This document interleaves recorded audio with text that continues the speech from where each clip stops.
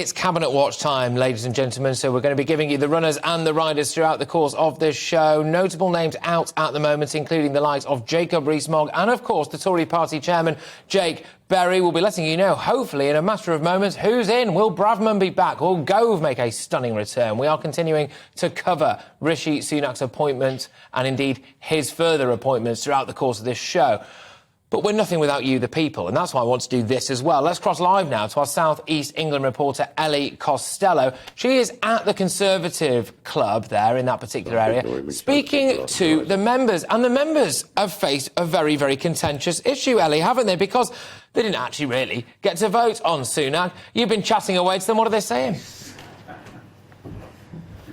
Well, good afternoon to you, Patrick. Yes, we're here at Hornchurch Conservative Club right now. This is a true blue seat, 33,000. Oh, Ellie, I'm really sorry. I'm really sorry, Ellie. One second. We've got cabinet arrivals. That is Dominic Raab, who's just made his way to 10 Downing Street. Ellie, I'm so sorry. It's the timing of this is appalling. But Dominic Raab has just walked into 10 Downing Street.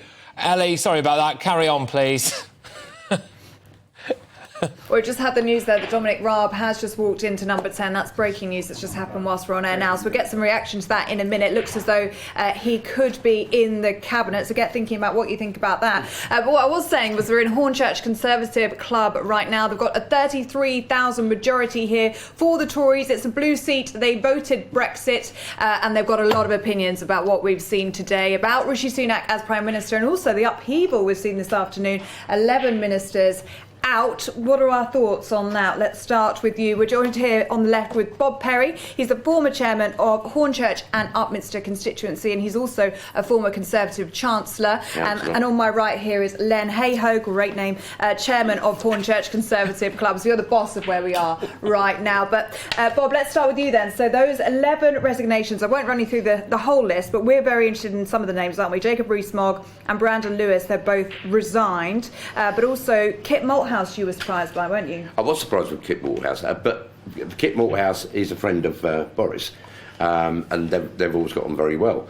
But Jacob Rees-Mogg resigning, I'm not surprised about at all. Right, OK. What about you? The names not out. surprised at any of them because they're all supporters of Boris Johnson. They were supporting him for the leadership race until the weekend, so no surprises at all. So we haven't got any appointments just yet, but we have heard about Dominic Raab heading into number 10. What are our thoughts on him? What position could he be offered, do you think? Oh, that's a difficult one. Put you on the spot. I think he possibly could be either Home Secretary or Foreign Secretary. Okay. But I think Penny Mordaunt could be brought in as possible Home Secretary. But you don't want to see that, do you? I'd rather not see. Why? Because I don't think she's got the experience. Do you reckon there was a plan between Rishi Sunak and Penny Mordaunt that, you know, if she bowed out gracefully, perhaps she'd have a nice cabinet position? I can't say that for sure, but I wouldn't be surprised. Something that might have happened. Who would you like to see in cabinet then? I'd like to see Sajid Javid brought back as Chancellor. I think he did a brilliant job in the past. I'd love to see him back there. I'd like to see Penny Mordaunt back in the cabinet, be it as Home Secretary, Foreign Secretary. I have no particular wish either way. And I'd like to see, be interested to see what Dominic Raab's going to do. Interesting, but I'd like to see him there. Yeah, OK, well, it looks as though he might be, so we'll keep you posted. I'm pleased about it. Yeah. So let's talk about the man of the moment, shall we? Rishi Sunak. Lots of talk about his wealth, lots of talk about his race. How important is it, if it's important at all, that he's the first British Asian Prime Minister? He's double the wealth of the British royal family. Let's start with you, Len. I think it's fantastic. It just goes to show that for people in the country of different race, if you work hard, if you work to get a good education, you can achieve anything. You can achieve the top job in this country, which Prime Minister is. So I think it's fantastic, especially for the youngsters going through school at the moment. Education is extremely important. That's why I'd like to see a good education secretary. Let's get through to people, work hard, study.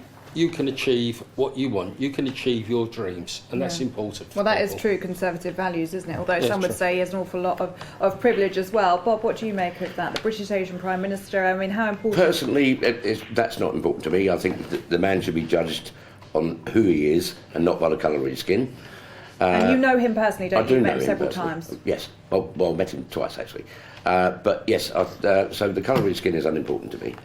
And the fact that is a wealthy man, a wealthy individual, again, is something that I think gives him good experience because of his experience in banking.